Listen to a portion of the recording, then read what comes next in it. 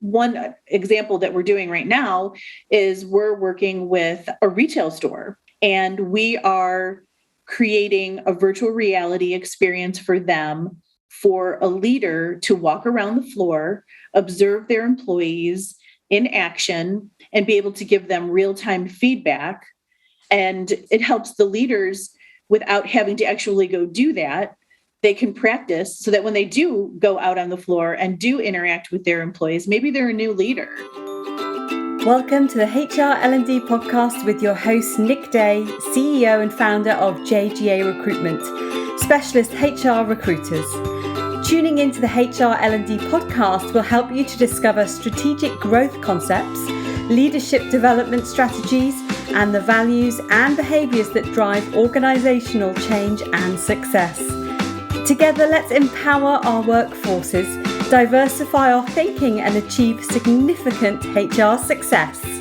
Hello and welcome back to the HR L&D Podcast. My name is Nick Day, CEO at JGA Recruitment Group, specialist global HR recruiters. Now, of course, whether you're listening to this for the first time or the 100th time, let me take this opportunity to say a huge thank you for joining me on the show. Please do remember to share it with your HR or L&D colleagues. Please, if you have a spare moment in your diary, take the opportunity to review the show. It really helps build our listeners and get the message out there to help raise the profile for HR and L&D globally. So thank you for everybody that has taken their time to listen and tune into the previous episodes, and for tuning in today, because today we're exploring a really interesting subject area. We're going to be talking about technology enhanced blended learning, VR solutions, and more. And today I'm joined by an absolute expert in this field, Rose Robertson, who is Director of Learning Solutions at Roundtable Learning. Now, Roundtable, for those not familiar, and there will be a link in the show notes, are a company which deliver immersive learning solutions that really do drive measurable business results through technology-enhanced blended learning solutions that range from virtual reality, augmented reality, e-learning, virtual instructor-led training, video learning, and more. And some of those things, if you're wondering, what on earth is augmented reality? What is virtual reality? Don't worry, because we will be examining those subjects in more detail today. Now, for those who want to know more about Rose, well, at the minute, she leads the content development team of instructional designers, graphic designers, and project managers at Roundtable Learning. She has over 15 years experience in the field of learning and development, and she supported a number of Fortune 500 companies to develop training programs that really do address business challenges through comprehensive training programs. And there are some wonderful articles that she's been involved in, which again, I'll put in the show notes, all about tackling complex issues of the relevant today, like diversity training, re-onboarding employees after COVID-19, measuring diversity and inclusion, and more. So please do check out the show notes. But without further ado, I think I'd love to welcome Rose Robertson to the show. Welcome to the HR L&D Podcast, Rose. How are you? Hi, Nick. Thanks. Thanks for having me. Absolute pleasure. I'm going to begin with my first question, which I ask all of my guests, which are, what do the words human resources mean to you? That's such a great question. I think, to me, human resources is everything people related. So when we think about all the different departments in human resources, everything revolves around people and the employees and making sure the wellness, the success of people. That's really what it means to me. Fabulous. Fantastic. It's a great overview. So before we jump into then some of the more technical aspects of things like virtual reality training, things like that, what if you could just give your overview of who Roundtable Learning are, what they do, and how you kind of came to be in your role as you are at the moment? Sure. So Roundtable Learning is a custom learning company, and we've been in business for well over 20 years. And just like every other organization and every other field, we have really evolved over the last years. And what we have found recently, over the last couple of years, is that we have really found our niche, and it's where we can bring technology and learning together. And so I think what I always like to say about us is that we're a learning company first. And so you can count on us to do any kind of learning training that needs to be done, from the traditional e-learning, ILT, VILT, any of those things, all the way to the new immersive training modalities that we now are able to weave in as well. So we do a lot of different things. We have specialists and people who are really experts in all of the different areas, and we bring it all together for our clients. Amazing. And I have to say, on this podcast, those that listen regularly, you'll know that we talk a lot about the future of learning, the future of workplace engagement, and all of the, particularly after the pandemic, some of the trends that have hit the market. But I would say the Roundtable Learning really do encapsulate the future of learning. They really do take it to the next level. And I please do implore everybody listening to this to go and take a look at the URL for roundtablelearning.com. There's a video on there which talks all about everything you need to know about the future of learning and what solution might be right for you. But it's a really great website for helping people really get up to speed with some of the innovative technologies that people are using now to support learning and development journeys. I wonder if you could just tell us, I guess, a little bit, Rose, about why the business is so focused on these innovative technologies, on the technologies that perhaps not every HR professional is yet fully familiar with. Really, it's what our clients are looking for. I think that especially in the last couple of years, as the pandemic changed really our world, everyone's world, not only training, of course, but in our particular industry, our clients have been looking for different ways to train their employees that they really couldn't do during the pandemic, and have continued to try to really push the envelope and try to find new ways to enhance the way that they were training their employees. So an example is when everything really stopped, all instructor-led training had to stop. And for all of that material, all of those sessions that people were attending, it had to be different. And so what our clients were coming to us to say is, what could we do? How can we continue to drive results? How can we continue to train our employees, but do it in a different way? And really, virtual reality has been something that really just fits the bill. The time for it is now. And we continue to see it in all different topics, different skills. It really has a use case for almost anything these days. Amazing. Oh, that's a really, really good overview. I think for those perhaps still relatively new to the idea of utilizing virtual reality in a learning and development context, I recorded a really excellent podcast previously with Dr. Robin Rosenberg, who is a clinical psychologist who's been using virtual reality or VR for good by helping sort of foster employees with a deeper understanding of how other people may feel slighted or marginalized by using kind of immersive technologies to sell that story and to take people on that kind of journey. So that was kind of quite focused, particularly on the areas of diversity and inclusion. But what other areas have you seen virtual reality work very, very well in the learning and development space? I would say in the manufacturing world, like a great example is in a warehouse. You typically in the past, historically, have always had people job shadow, or they would actually just have to jump in to do the job. So if you think about jobs where the employees need to, say, stack pallets, they would have to just do that, or they would have to watch, or they would have to have someone tell them, you do it in this order and in this way so that things don't fall over and you don't get hurt, those kinds of things. Now, with virtual reality, they are able to put a headset on and they are able to practice it in what is almost like real life. But the beauty of it is that it's safe. So the employee has less of a chance to be injured while they're learning how to bend properly, turn properly, pick things up properly.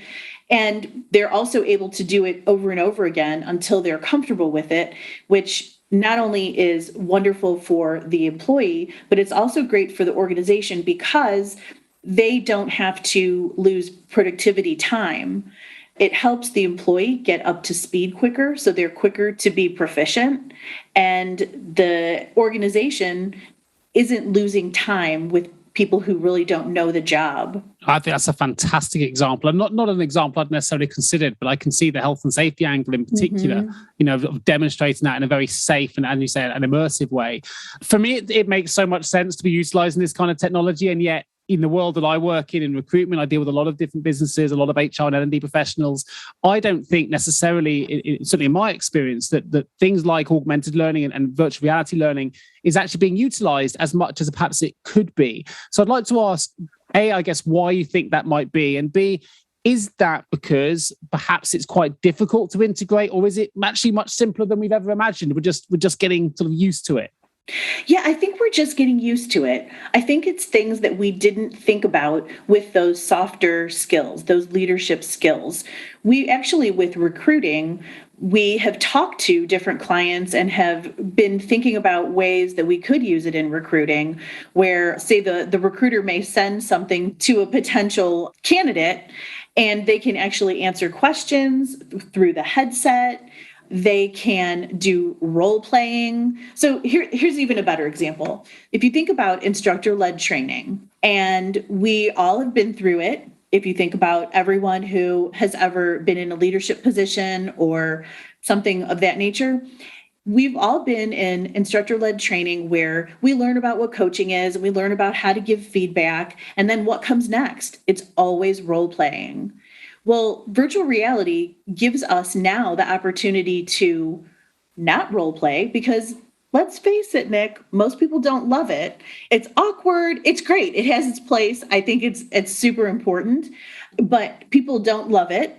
And really doing this role playing per se in a different kind of way in a headset really gives you the opportunity to practice it yourself. So you're not practicing it with someone else. You can do it over and over again.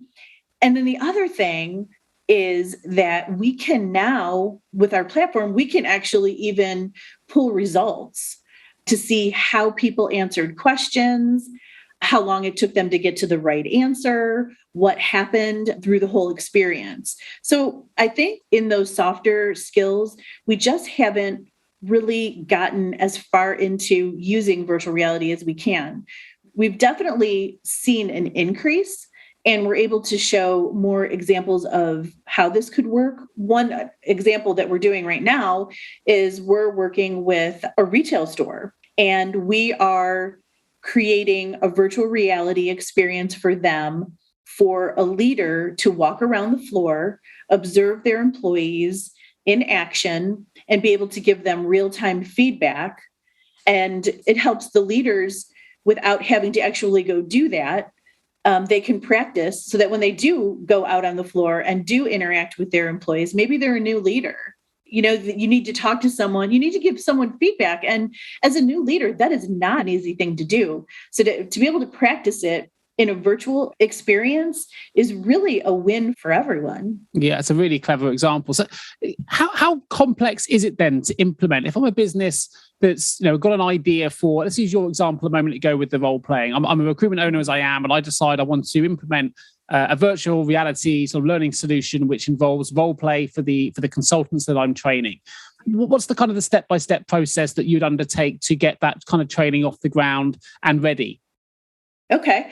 Well, what we do is we work very closely with our clients. So a client will come to us and say, we're interested in implementing some sort of role playing for giving feedback is a perfect example. We all need it across all industries. They have come to us to say they'd like to do something like that. So we really do our analysis and we try to understand what are the learning objectives. So really, I think what's also important before I talk about the specific process is to think about virtual reality is another modality in training. And so we need to think about it as such. And with that, we think about what are those learning objectives? That's first and foremost. What are we trying to do? Just like we would with an e-learning course. Okay, so once we understand what it is, so let's just say we want to teach a specific feedback model. We work with our client to understand what that looks like for them, what their environment is like, the types of maybe gaps that they've had in the past. And then our instructional designers jump in and they will actually write scenarios. So it's almost like writing a script. It is, in fact, writing a script. And then we share it with the client. We go back and forth to make sure that for their specific industry, for their specific organization, that we are using the right language, the right words. And once we get to a script that's agreed upon by everyone, then our virtual reality team developers jump in with modeling what that environment would look like and developing the actual application. And so it's a similar process, but using different software. Sure. I think it's fascinating and super exciting for the future of work. I can see so many benefits of this kind of a learning solution for clients. But obviously, that's one of many different solutions that you provided at Roundtable. We've all talked about augmented reality and eLearning and virtual instructor-led training in the introduction as well. In your experience, Rose, what's I guess is the best way that you've seen organizations really develop learning strategies that can really drive strategic change? Is there a process that you've seen be particularly successful in developing learning strategies that can really make a difference? Well, what I have seen through the years in different organizations that I've worked at as well is that if you have your learning and development partner at the table with you as a business, as part of that discussion when you're talking about strategy, it sounds simple, but it's really, I think, where it starts. Yeah, that makes sense. And what are the kind of learning strategies that you mentioned manufacturing being one. Obviously, I said you've got some great articles out there as well.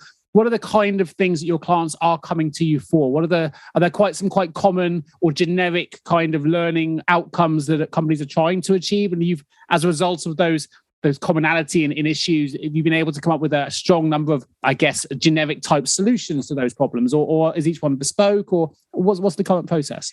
Yeah, they're really all different, but I can give you an example where clients, a lot of times in the manufacturing industry will be looking for people to be more productive, quicker, faster, more efficient in doing their job. And we've actually seen where there will be an initiative that's being rolled out in a specific area of the business. Let's just use Lean Six Sigma as an example. Sure. So they say, we're going to implement this and people are going to understand the methodology and we're going to 5S things and that's going to make everyone a lot quicker. And what they found out, they went through, they taught the methodologies, they've implemented 5S and everyone's putting everything where it's supposed to go, and they talk about waste and they do all of these things, which is fantastic and absolutely for sure has its place. But what they found was that they weren't getting the results that they were looking for. And so then with the help of their learning partner, their L&D partner, they were able to realize that was almost like putting the cart before the horse. The employees in that particular group needed to really understand their core job responsibilities and skills that they needed to do their job responsibilities. And so there was some retraining that needed to happen for the basics. And really not until that happened were they then able to implement all of those Lean Six Sigma methodologies to be able to help them realize those efficiencies and get to productivity quicker. When you're thinking about strategies and implementing things, I think it's just really important to take a step back and really understand what you're trying to do first, and make sure that the solution that you think that you want to implement is really the right one, because sometimes you have to do other things first. Sure. And would you always recommend a client took a blended learning sort of program approach rather than just using virtual reality, or in your experience, have you always found a blended learning approach, like you mentioned there, sort of going back through feedback, trial and testing and adjusting, has typically given the best results? Yeah, we really do. If you think about using virtual reality, it can be used in many different ways. But if you think about it as reinforcement training, or assessment training, either one of those things, because there's the primary learning, whether it's classroom, whether it's e-learning, whether it's a combination of those things where someone can learn whatever that skill is or whatever that topic is. And then they're able to use virtual reality to actually go practice it and put it into play. So for an assessment, it really allows the learner to be able to prove their ability to use that knowledge and move it forward. So it's assessments, whether it be a quiz or a test at the end of something, absolutely, again, has its place. But when it's a specific skill that you're teaching someone, how great is it to be able to use virtual reality to be able to really test their ability to put it into play? So we find that standalone virtual reality or standalone anything has its place, but my personal opinion is, and what we have found, is that really combining virtual reality with other things is really helpful. Have you ever asked yourself, how can any recruiter understand my HR recruitment challenges? Please don't give up on your hiring challenges just yet. Here at JGA HR Recruitment, we appreciate the difficulties associated with attracting, recruiting, and retaining top human resources talent. We also understand just how costly a poor hire can be. JGA HR Recruitment would like to partner with you to help you overcome your hiring challenges. Contact us today on 01727 800 377 or visit jgarecruitment.com to find out more. I know something that I guess has really fascinated me, and it has, I guess this fascination has grown out of my first exposure to virtual reality learning and development context sort of training, which was with, as I mentioned, the previous podcast I had with Dr. Robin Rosenberg, which was talking about where they've used virtual reality to help people create a better understanding of things like unconscious bias. So using it in diversity training, walking in someone else's shoes as being an example of how, people are perceived, how people are feeling. Is that something that you've explored as well at Roundtable in utilizing virtual reality to really bring diversity training to the fore and helping people understand things like unconscious bias? Yes, we actually have. Last year, we did a large project with BP. And it was all around diversity, and it was different topics within the realm of diversity. For this one, we used 360 video. So this is where we use real actors. Yeah. And it's filmed with a 360-degree camera. And I believe there were 5 different scenarios that we did. And that was exactly what the learning objective was. It was really like walking a mile in someone else's shoes to be able to understand how things may, by accident, come across. And which is exactly what, unconscious bias is. You don't even realize it at the time that you're saying something or doing something that can be offensive to anyone. This was just a fantastic project where myself, as well as a couple of my instructional designers, worked very, very closely with BP, their whole project team, and we really understood what specifically was going on in their organization and the things that they wanted to make sure came through in the training. So it was fantastic, and it came out really great. And I think it's a good example of how it needs to be, or how we believe that it really should be a blended approach. Because what we found is we thought, well, if someone goes through this experience and it's sort of a powerful scenario that they just went through, what happens if you don't do anything else with it? Yeah.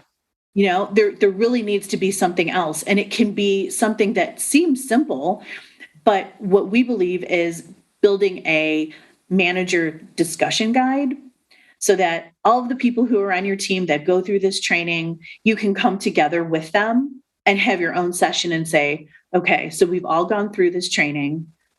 Let's talk about it. Have we ever been in a situation like this? What might you do? What can we do different? How can we be better? And I think when you see something like that, you experience it, you walk in someone else's shoes, but then you talk about it more personally, I think that really is impactful, and that's where you take the most away, and you then can go do something with it. Yeah, no, I find it absolutely, genuinely fascinating, and you're absolutely right. It's not just about delivering the training; it's the important part then is having an effective way to measure how that training has been impactful and how you can sustain the impact, I guess, which is why that blended approach is so important. So, just out of interest, from my perspective, how is instructional design in VR or virtual reality different from instructional design in a more traditional environment? It's an interesting question, and it is very different. And it's something that instructional designers today really need to learn how to design in virtual reality. And the basics are there. The fundamentals are there, of course. You always start with what those learning objectives are, what you're trying to accomplish with the training. When you think about traditional training, like eLearning, for instance, you think about how the instructional designer is able to tell you exactly where you're going to look, in what order you're going to get the information and in what order. And same thing with instructor-led training. The facilitator is the one who is managing the class. If something's not going right, they can pivot and do something different. So this, with virtual reality, it's different. It's almost like an instructional movie in a way, where you have to really think about every single thing they're going to do. So not only do you say, turn this way, pick this up, but you have to show them in the application how they're doing that and make sure that they're able to make those moves happen. It's different, but same. I mean, you also take it another level further. And we've talked a lot about virtual reality today, but we haven't spoken so much about augmented reality. And there'll be some, I'm sure, listening to this that won't necessarily know what augmented reality is. But for me, that's another way of layering it and taking it to an even further level. I wonder if you can give any examples of some of the augmented reality kind of training that you've been delivering and how that does differ as a distinction for those listening that perhaps aren't familiar with the two, how it's different from virtual reality. The best way to describe it most simply is, in a virtual reality environment, nothing is real. Yeah. Everything has been created in that environment. So you go ahead and you put your headset on and everything you see has been created. In augmented reality, you take like an iPad or some other type of tablet, and you can hold it up onto a table, and whatever experience you're going to go through pops up. So the augmented reality, it places you in a time and place, but everything around you is still real. So one example that we've created is for an amusement park. And when you hover over your table, let's say, or your desk, the cash register that they have pops up. Nice. And it's an exact replication of their cash register. And you're able to then have a conversation with a customer who's standing in front of you who wants to buy 2 waters, let's say. You press those buttons with the touchpad of your tablet, you're able to make those decisions, and you're able to interact with the customer that's in front of you. You're also able to stack things and move things onto a shelf. So I'd say the real difference is that virtual reality, every single thing has been created in this virtual environment, the walls, the desk, the people. But with augmented reality, it's a little bit different that way. Yeah, no, that's a really, really good way of describing it. I think, funnily enough, and it's linked to my next question, I was first introduced to augmented reality through my 8-year-old son, or I think he was 7 at the time, through the app of Pokemon Go, which of course is an app which you can lift up with your phone anywhere you are. It picks up the surroundings through the camera lens, but little Pokemons will pop up in your surroundings, and you have to try and catch them with your Pokeball.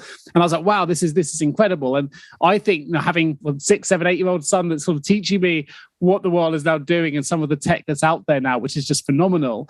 I think, though, the opportunities to really use that kind of technology in a learning context are unrivaled, really. They're absolutely fantastic to be able to layer real life environments with reality things that you can put in there to create a learning outcome. It must be a hugely exciting space to be in at the moment. It is. It's really exciting. If you're in learning and development, you love it. You care about how people are learning and making sure that people get what they need. And this has just added a whole new element for our industry. And the excitement that we see with our clients is amazing, and just the ability to really be creative in how can we make this happen, and how can we make sure that these learning objectives are being met and that it's engaging. Also, though, the other thing is we're able to pull results that we were never able to pull before or get before with traditional training. So we're used to knowledge checks, we're used to quizzes or tests or assessment at the end of something. Now we're able to see how someone turned, how someone moved, how long it took someone to complete something, how many times they needed to do it before they got it right. And the really cool thing is not only for the learner, because they can continue to practice that way, which is fantastic, but also for the managers or their coach. they can go in and they can see the results, and they can use that as a coaching conversation to say, oh, it looks like you were struggling with this. Let's talk about it. Do you need some additional help here? Do we need to have you shadow someone? It's a different way to get to really proficiency. Yeah. I think the other thing for me that really stands out is it's engaging for, the Gen Zs coming into the workplace. If my 8-year-old son is using it, this is clearly going to be the technology that engages in the future. And I think there's no doubt that some training sessions within any business, if it's done in an old school way, in the way that we're used to it being delivered, maybe, and I don't necessarily mean to say this isn't effective, but let's say it's a classroom session that's very traditional in its delivery. Sometimes it's met with a big sort of sigh from the individuals that have to be involved in that session. But suddenly, if you make it innovative, you bring in things like augmented reality into that situation, actually it can be really engaging, particularly for, the Gen Zs that are coming into the work and, other individuals as well. But I think it's really exciting because one of the most important things to successful learning outcome is getting that initial engagement and getting people brought into it in the first place. And I think that's where, for me, it's super exciting. I'd love to know, Rose, because you're right at the coal face of this, at the cutting edge of innovative tech. What do you see as being the learning and development trends that you think are going to be A, continuing, and B, perhaps we're going to see an awful lot more of in the not too distant future? So one of the things is absolutely all of the things that we just talked about. So I think virtual reality is here to stay. And it's just going to keep getting better and better. And I think it's just going to continue to be used in all different industries. So that's first and foremost, without a doubt, that's happening. And I cannot imagine that stopping. I think that's just going to continue. I also think that micro-learnings, which certainly is not a new term, but it's just little short snippets of training.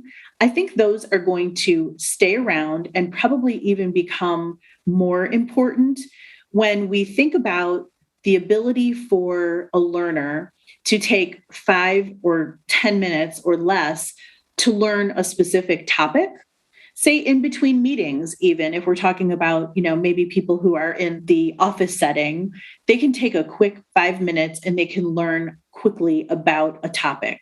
Yeah. What this also allows organizations to do is to build a micro-learning library, which will allow learners to be able to pick their learning path. Everyone likes to be able to be in control of what they're learning and how they're learning. And I think that's one area where I really think will stay around. And then the other one is, I think we've seen recently more of a trend of organizations being comfortable with creating some custom content like we can do for them, but pairing that with maybe some curated content as well. So maybe something that was built off the shelf. So a good example, in my opinion, would be where maybe a company would come to or would already have some off the shelf learning, which teaches the basics. So if we say coaching, feedback, delegation, any of those types of things. So a learner can then get the basics, understand what maybe that feedback model is that is important, that's used at their organization. And then that organization can create something maybe in virtual reality that is very specific to their business. And it allows the learner then to practice it. They already knew the basics. They already learned the basics, but then they could really come and make it real personal and very specific to their organization. So I think those are some things that we've seen a lot and I think are absolutely going to stay around. Super exciting. I guess my last question then, Rose, really, and I guess it's a bit of a two-part question because I'm thinking about it as we go and I'm trying to sort of create this question in my head before we open the L&D vault. But the question is this, I guess. We've got Generation Alpha coming up behind Generation Z, which are Generation Alphas, for those not familiar, are going to be around about 12 years old now. So we're sort of 5, 6, 7 years away from entering the workplace. So I'm assuming that must be a really exciting generation coming through into the employee workspace for you because these technologies are going to be right front and center and very familiar with those individuals. So I guess my first part of the question is, how excited are you by the ability for that kind of technology to be much more easily adopted than perhaps it is now, which links to the second part of the question is, have there been any barriers to being able to, I use the word sell because I can't think of a better word at the moment, to try and get this training into the workplace, because perhaps people don't fully understand it yet? And has that been a barrier to entry for you as a business? So the first part, it's very exciting. And I do think that this type of training and technology is just going to continue to get better and better as the years go on, so that by the time that group is ready, it's going to be probably so different than it even is today. And it's an exciting time, and we're using it a lot now in training. And as far as barriers, I wouldn't even say barriers as much as really educating clients on it. I think if you don't know, you don't know what you don't know. So you may assume, you may assume that it's just far too expensive for your organization to even dabble into virtual reality. So we have spent a lot of time over the last couple of years, as this technology continues to be part of the training world, is really educating our clients on not only cost, but what can they get out of it? What are the results that they can get? How can it help them drive what they're driving towards in their business? But barriers is just logistics a little bit. So it's ensuring that they're using the right kind of headset for their organization. Do they need to get actual headsets? Can they use cardboard headsets? Can it be done on their PCs? Educating them on the different types of virtual reality too. So does it make more sense to do 360 video? Should we do full VR? Should we try augmented? So a lot of it is really educating people so that they understand what their options are and what would be best for them. Well, I think that's a brilliant way to round off the main part of the show, really, because this podcast is all about bringing technologies and innovations and solutions and leadership principles to the audience that perhaps they're not so familiar with. And if we've been able today to, I guess, influence or motivate or inspire somebody today to go, you know what, maybe this is perfect for our business, and perhaps they hadn't considered it before, and it results in a meaningful output, whether that's in relation to diversity training, health and safety, or whatever it might be, then I think that's a fantastic output for the show. So thank you so much for sharing that, all of that information really about learning and development in your world, Rose, and the future of training. It's been absolutely insightful and fantastic. We're going to open the HR L&D Vault, which are 4 short, sharp questions for you. Opening the L&D Vault. First question is this: in hindsight, what is the one thing you now know that you'd wish you'd known when you began your career in learning and development? Oh, wow. That's a great one, Nick. I would say the importance of being part of the business instead of just maybe not digging in as deep as you can to really understand what the business is trying to get to. Be more of a consultant than just creating training. Great. Perfect. If you could give one piece of advice to the world, what would it be? I would say just be open to all new experiences and new ways of doing things. Perfect. And if you could make one change to the world of learning and development, it could be an action or an improvement, what would that action or improvement be? Try something new. Great. Love that. And last but not least, what is the one guiding principle or behavior you've seen in every great leader? And I know you've worked with a number from Fortune 500 companies and beyond that you've actually worked with. Lead with kindness. I know there's a lot of talk about it, but really lead with kindness and really think about people, and then you get to your results. Perfect. Very hard for me to disagree with any of those things. Well, so listen, thank you ever so much for joining me today on the HR L&D podcast. Of course, if people do want to find out more, and I recommend that you do, just visit the site, if nothing else, to have a little explore. It won't be a waste of your time. There's some really, really good links on there about the future of learning. Please do go to roundtablelearning.com. Are there any other links you'd like to share on the show while I have you with me, Rose? No, I think if you take a look at ours, it'll take you to a whole bunch of different places. Fantastic. And I will put a couple of links in there as well to some of the articles that Rose Robertson has published, which are really, really fascinating. I mentioned in my introduction there. In particular, I would take a look at the diversity training, how to make it meaningful and impactful. And also very relevant at the minute, of course, which is how to reboard employees after COVID-19. Of course, if you are listening to this podcast and you're an HR L&D professional who needs some support with an HR or L&D related vacancy, please do get in touch with myself or any of my team at www.jgarecruitment.com. The link will also be in the show notes, along with everything else we've discussed on today's show. Please do remember to share the episode with all of your HR L&D colleagues. Review it if you can. And it just leaves me to say a huge thank you once more to Rose Robertson for joining me today on the HR L&D podcast. Thank you, Rose. Thank you so much. Thank you so much for tuning into the HR L&D podcast with your host, Nick Day, CEO of JGA Recruitment, Specialist HR Recruiters.